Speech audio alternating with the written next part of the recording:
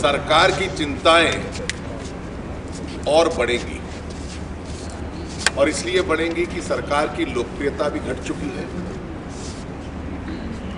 जो पिछले सत्र के बाद चुनाव हुए, चाहे महाराष्ट्र में या अन्य राज्यों में, उनके परिणाम भी ये स्पष्ट कर चुके हैं।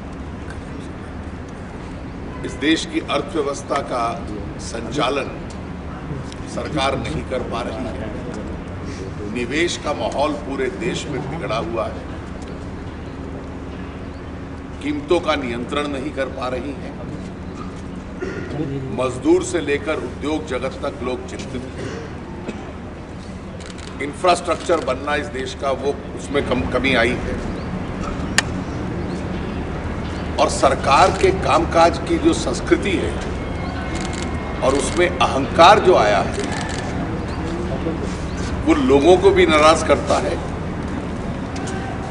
और शायद राज्यों की ओर से जो प्रश्न उठ रहे हैं उसकी वजह से कई विषयों में ये सरकार संघीय ढांचे पर प्रहार करती है। एनसीटीसी का विषय है, जैसे कानून व्यवस्था राज्यों का विषय है। राज्यों के अधिकारों को लेकर केंद्र में डाल देना,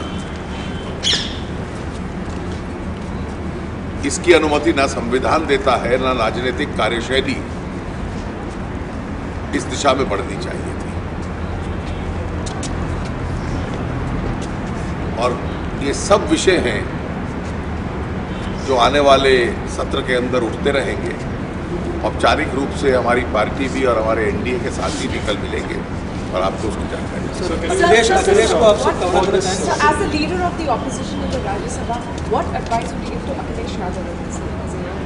Well, I think you have a new government in Uttar Pradesh, and therefore you have a young chief minister, and therefore he must now introduce a new political culture in UP. And the new political culture in UP should be, it's not merely caste polarizations which must bring votes, but it must be good governance and development which must bring votes. Unless UP can change over its political style and culture to this extent, it's only then that when a young man gets an opportunity that he'll be able to leave good footprints. So before the railway budget is presented, the freight rates have been increased. You see, this has been a tradition of this government to announce a large number of economic steps even before the budget. So you cause the hikes before the budget and then try and bring a more tax neutral budget.